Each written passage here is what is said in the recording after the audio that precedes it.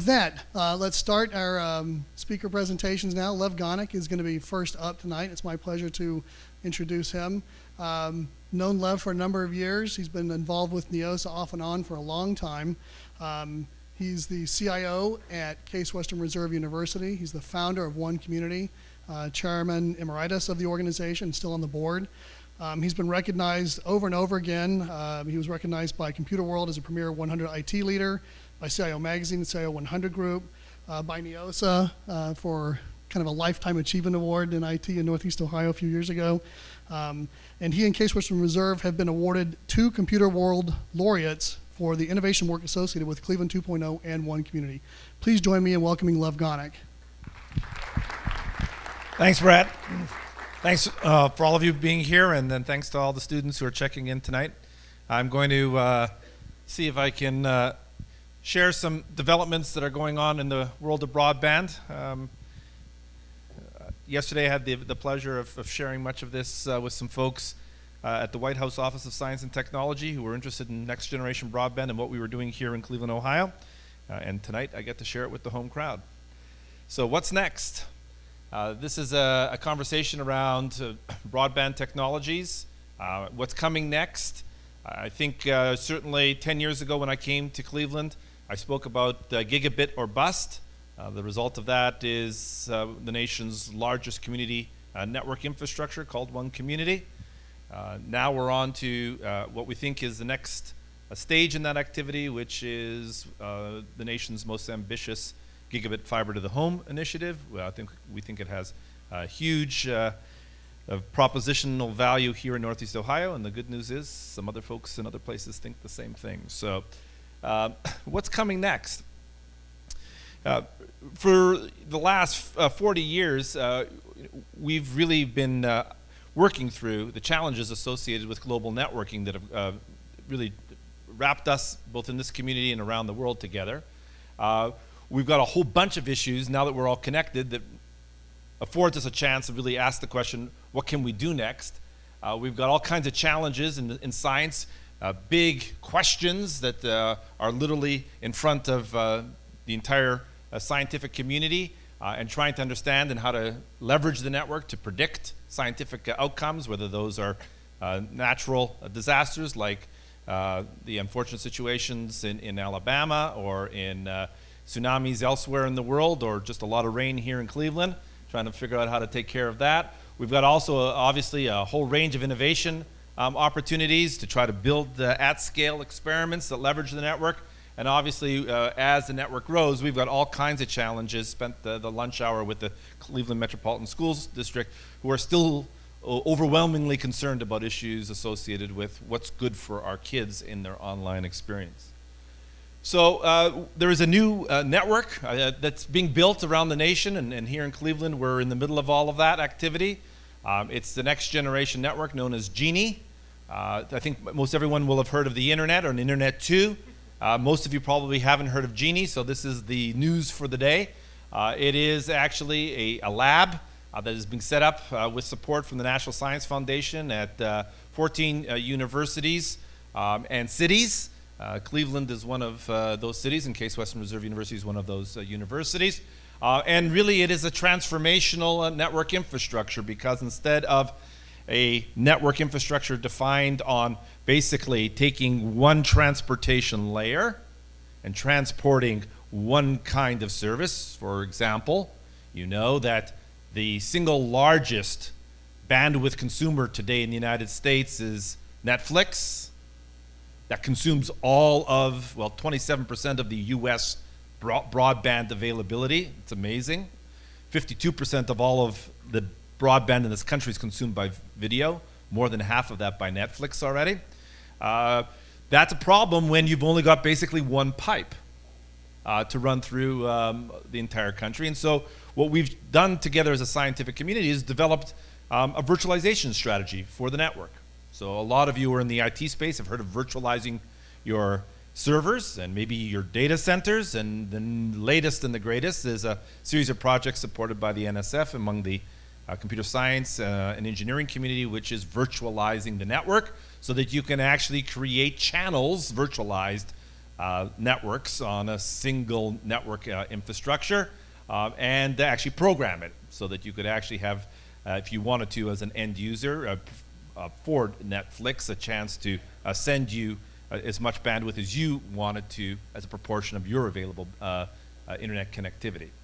So really the sort of the model of it really is the ability to install a software throughout the network, and not just at the edges. Today we basically do all of our software work on the network basically at the edges, firewalls and things of that sort, and at the routers, and we can't actually tell from end to end what we want to actually run across the entire network, because the network as a whole is essentially using TCP/IP. Is basically a flat network infrastructure. So how can I actually create a lot of internets over the so-called internet? That is sort of living the future today.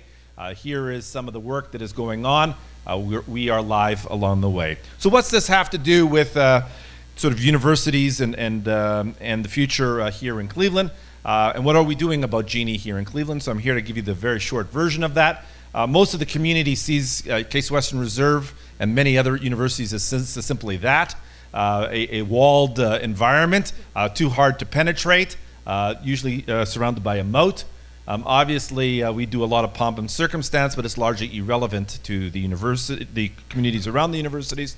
And our goal for these last 7 or so years has been to overcome some of the historic town gown challenges that are out there. And we've obviously been working with a large number of partners, many of whose logos here you'll recognize, to try to develop what was first known as OneCommunity, as Brad was kind enough to say. OneCommunity is the single largest community network in the country. It is a nonprofit. It is mayor-proof. It is basically run as a 501c3 here, and there are models all over the country that model themselves after OneCommunity. Day before yesterday I was in Maryland working with the One Maryland project. We've been down in many other cities who've got their own OneCommunity-like projects that are out there. And basically it started as Case Western Reserve, working with a handful of other nonprofits here in the community, especially Nortec. We're now working in 22 counties here in Northeast Ohio, and we're connecting not only the so-called public anchor institutions, schools, museums, libraries, healthcare, government, to one another. We've got a series of network infrastructures in place to support one of the most ambitious medical health net projects going on in the country. And also government projects working with the county now in an accelerated fashion, with its share of education and community services as well. We're big. We're the biggest if it matters. We're 1,800 facilities here. We've brought $120 million worth of investment into Northeast Ohio, which is next to the state of California, the single largest investment in the country in terms of broadband activity, and we've supported quite a bit of aggregation strategies for broadband connectivity, not only here for the city, but using the city as a hub for projects engaging the rural communities around us in Northeast Ohio as well.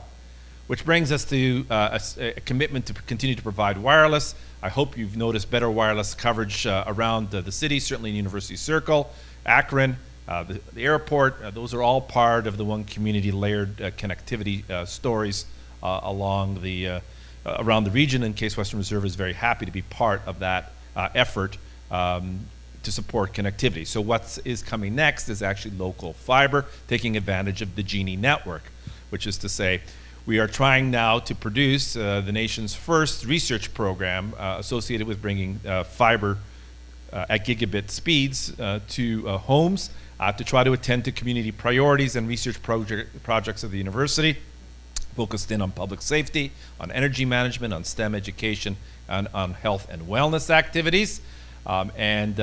What we've got is, for those of you who've been around Cleveland for a while will know, one of the more interesting and idiosyncratic communities in the University Circle, and indeed in all of Cleveland, is the Hessler Street community.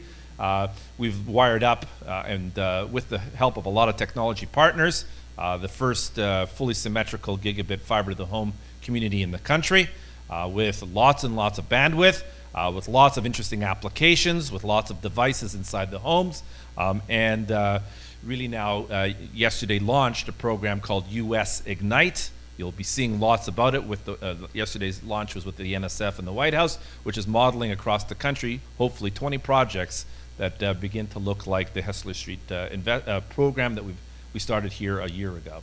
If you want to actually see and experience some of the work that's underway, you can come visit us at the Coffee House on Juniper, where you can arrange to see a kind of a public access to seeing the setup that we have in the Hessler Street right behind us. It's actually being run by Chief Scientist, who's Marv Schwartz. Some of you probably know. Those of you who are in the software world will know Marv. He's been engaged with us for the last 9 months. We are trying to focus in on smart technologies, smart grid technologies, trying to connect all of the wireless access points in the University Circle, along with these now 104 homes in the University Circle, and working with the faculty in engineering on a whole range of activities associated with creating a living lab for smart grids, and working with a wide range of technology partners to try to accomplish some of that activity. Along the way, new startup activities. One of the themes I think that's appropriate for the Neosa community is these are spawning lots of interest for new startup activity. Maybe we'll get some some investment in early stage investment in some of these projects, but these are things that are not commercial services, because no one else has a gigabit fiber to the home community in this country. We are following the best in the world, which include Amsterdam, Seoul, Hong Kong, and the like. One of the startup companies is working in the energy smart grid effort, working on personal home devices to manage energy and to try to focus in on essentially behavioral change inside the home to actually get people to modify their behavior with respect to energy consumption. Also at the same time working with First Energy and Cleveland Public Power to dynamically be able to provision power over the network. And instead of simulating this in a lab, we're actually simulating this in the real world, which is a particularly radical concept of living the future today.